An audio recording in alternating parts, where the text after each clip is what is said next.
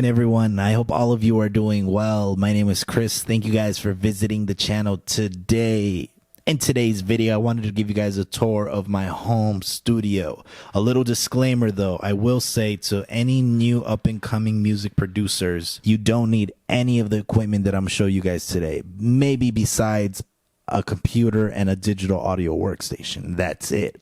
There's plenty of really dope producers out there that are just using laptops and maybe FL Studio or Ableton to produce really big records for these really big named artists. And they're not even using like MIDI keyboards or anything like that. Literally doing everything on a laptop. Before we get into the video, I want to give a quick shout out to Sound Addicted. Recently, Sound Addicted hooked me up with some isolation pads for my studio monitors, my Kali LP6s. I have to say that I'm absolutely loving them. For anyone that does not have any isolation pads for their monitors, I would highly recommend.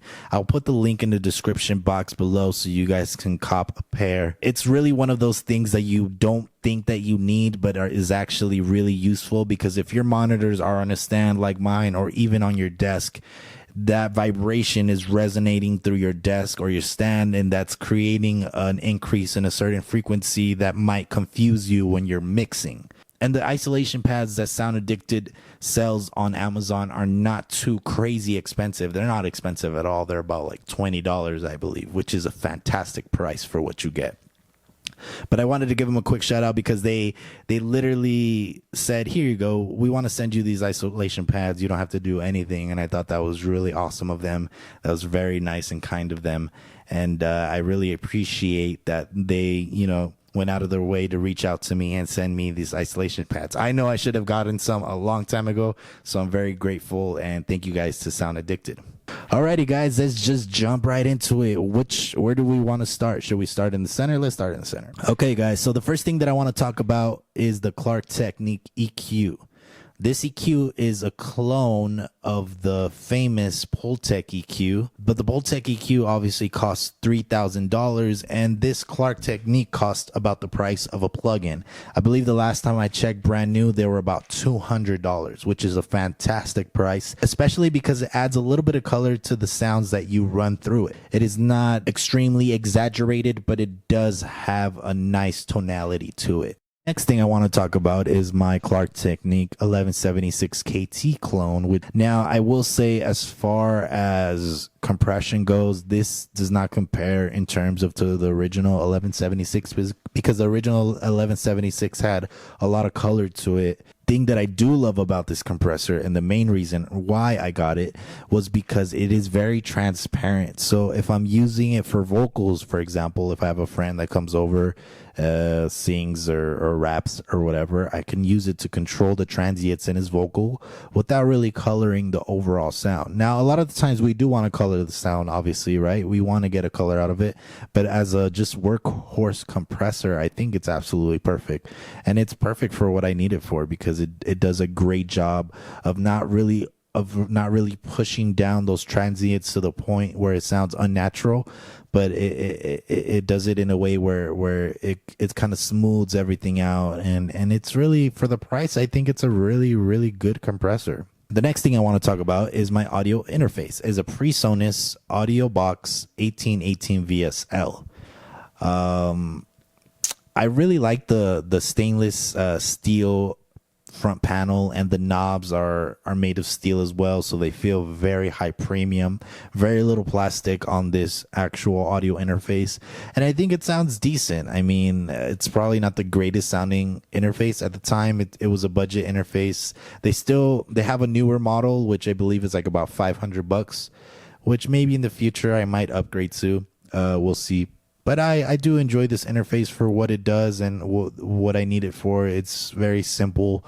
Obviously, with a lot of interfaces, you're not really going to get any color. You want them to be as clean as possible. And in my opinion, this interface is pretty clean, and it gets the job done. I don't really need anything too crazy. I'm not recording like a lot of vocals in here or doing a lot of instrumentation in here. I mainly use it to route all my audio equipment. So I think it does a great job for what I need it for. the one thing that I will say that I don't like about it is the fact that it gets a lot of dust within these knobs. So I'm constantly like blowing it out with compressed air to kind of get that dust to kind of get out and fall apart. But yeah, it just, throughout the time, it just consistently keeps gathering dust in that area, and not even, it could probably last a day or two without any dust particles, and then after the third day, it starts crackling again. I don't know if you guys are familiar with that sound, but that's very common with audio interfaces.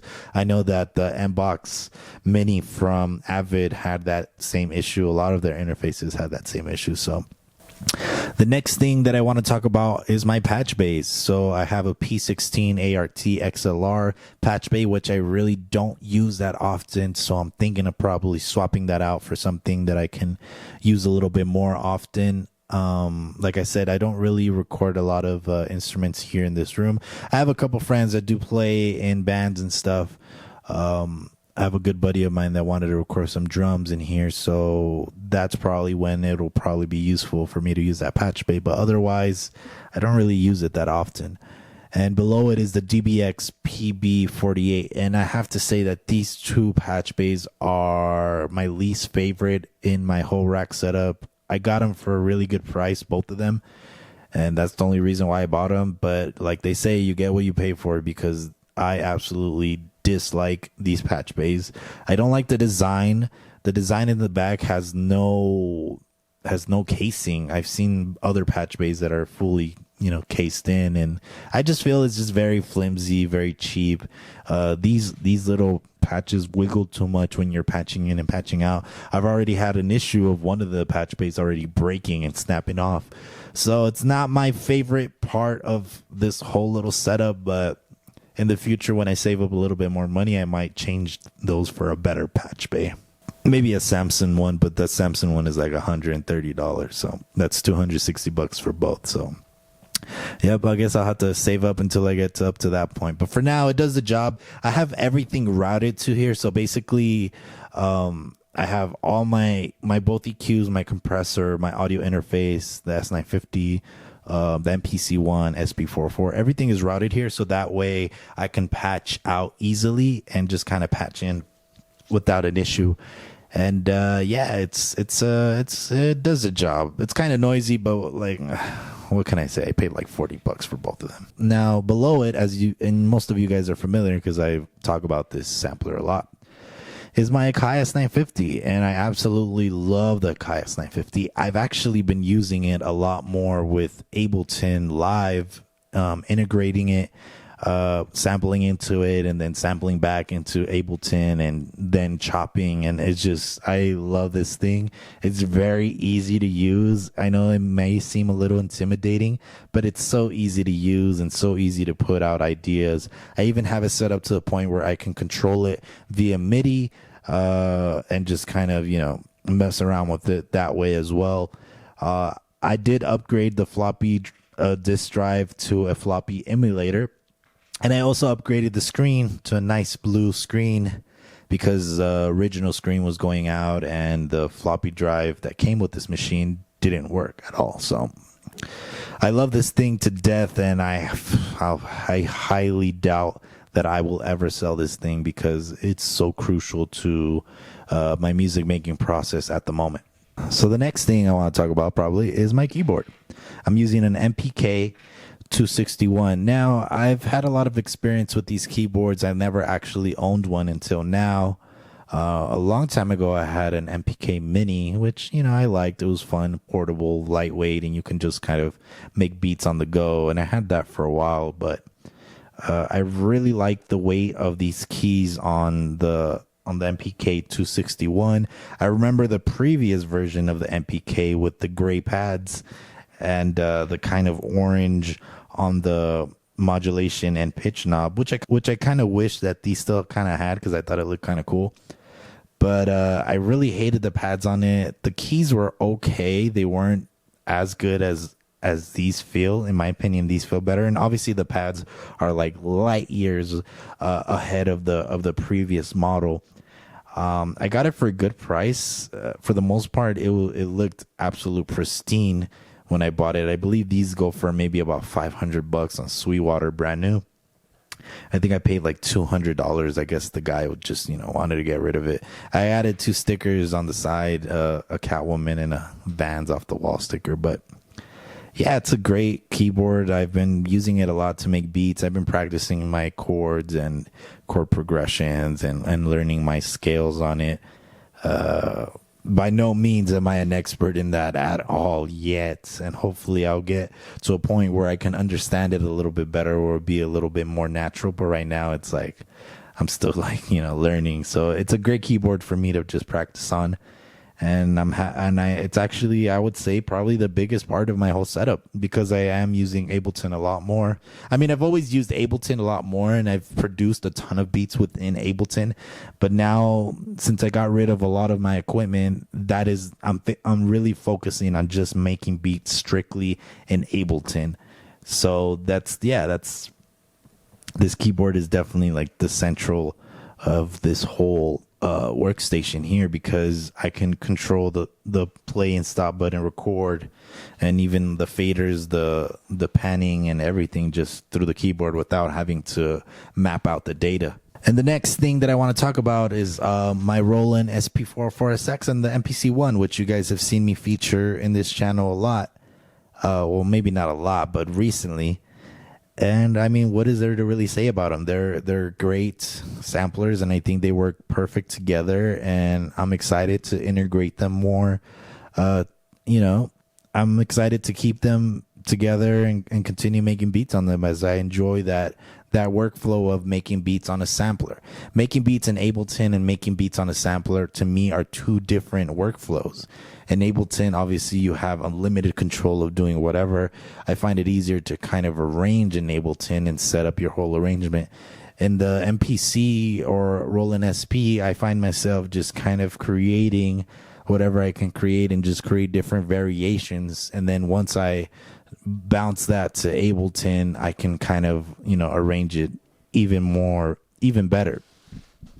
But yeah, they're great. They're great paired together, and I can't wait to feature them more on the channel.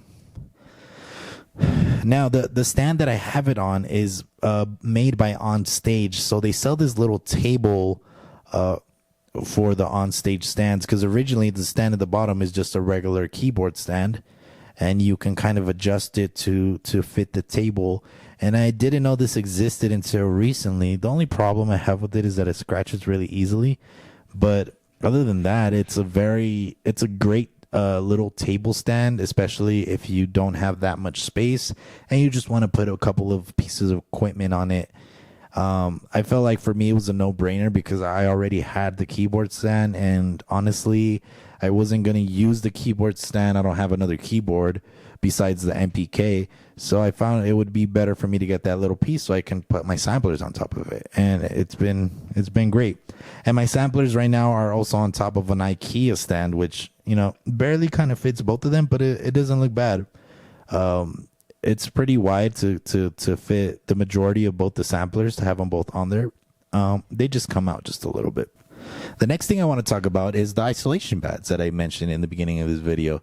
They're very good quality. They do a great job of minimizing the vibrations that my studio monitors are putting out. And then on top, obviously, are my Kali Audio LP6 studio monitors. These monitors were made by a group of guys, or 2 guys, that used to work for JBL and decided to go their own way and create these studio monitors. And for the price, they're probably the best on the market today. They sound absolutely phenomenal. You can use them in different types of rooms and situations. You have a lot of options to set up in the back of the monitors, and I just love the way they sound. A lot of people complain about the way they look. I actually really like the way they look. They're very simple, clean, and I don't know why people are like, oh, but they're ugly. I think they look fantastic, to be honest. I think the design is just simple and clean, and it gets the job done.